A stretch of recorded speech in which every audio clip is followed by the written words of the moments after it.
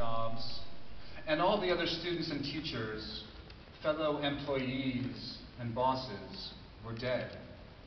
Dead in a precipitous state of decay, winnowed by the plague, bones sliding under taut skin at every movement, blackened gums bared when they told a joke or introduced a complicating element to the setup.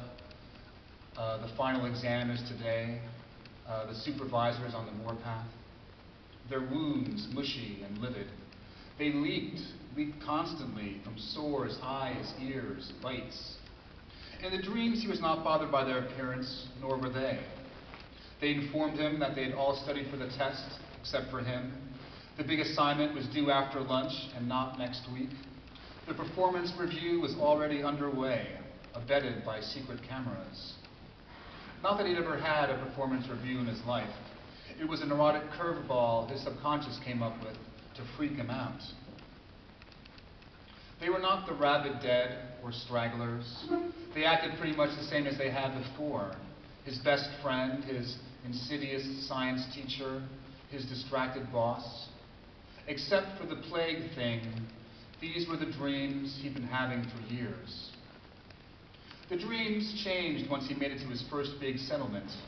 He was no longer late for the final exam of a class he didn't know he'd enrolled in, or about to deliver the big presentation to higher-ups, when he suddenly realized he left the only copy in the back seat of the taxi.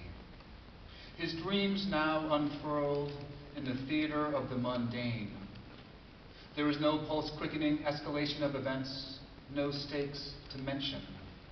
He took the train to work.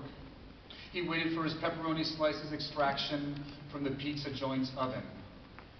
He jawed with his girlfriend, and all the supporting players were dead. The dead said, "Let's stay in and get a movie, what do you think?" The dead said, "You want fries with that?" The dead said, "Do you know what time it is?" While flies hopped on their faces, searching for a soft flap to bury eggs in, and their arms terminated at the elbow to showcase a white peach of bone, fringed with dangling muscle and dripping tendons. Mark Spitz told them, "Sure, let's stay in and snuggle. It's been a long day." He said, "I'll take the side salad, thank you." He said, "It's 10:05. It gets dark early this time of year."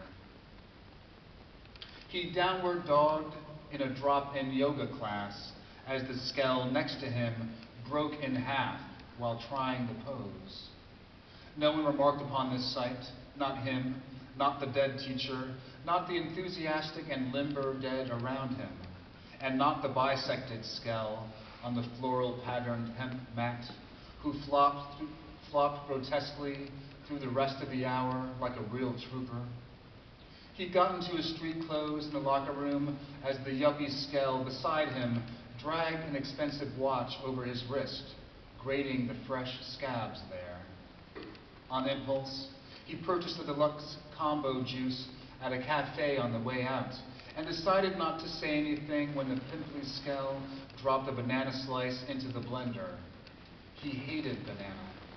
He drank it anyway, blowing into the striped straw to dislodge a plug of pulp, and stepped out into the sidewalk into the rush hour stream of the dead on their way home, the paralegals, resigned temps, bike messengers, and slump-shouldered massage therapists, the panoply of the citizens in the throes of their slow decay. He took the subway to the commuter rail, curling his fingers around the pole, still warm from the skull who'd grasped it moments before. In the advertisements, lodged just above eye level, airbrushed heads of the dead hawked trade schools and remedies. Some of the dead entered the plane politely, and others were quite rude as they shouldered into the car and tried to gain the platform. Everybody trying to eke it home. On the commuter platform, he made sure his monthly pass was secured in the nook in his wallet, and he pictured the night ahead. Order in from his go-to takeout spot, pop open one of the beers, and watch the reality show he'd taped 3 days before. He woke up from the dream as the train left the tunnel and they were out of the underground.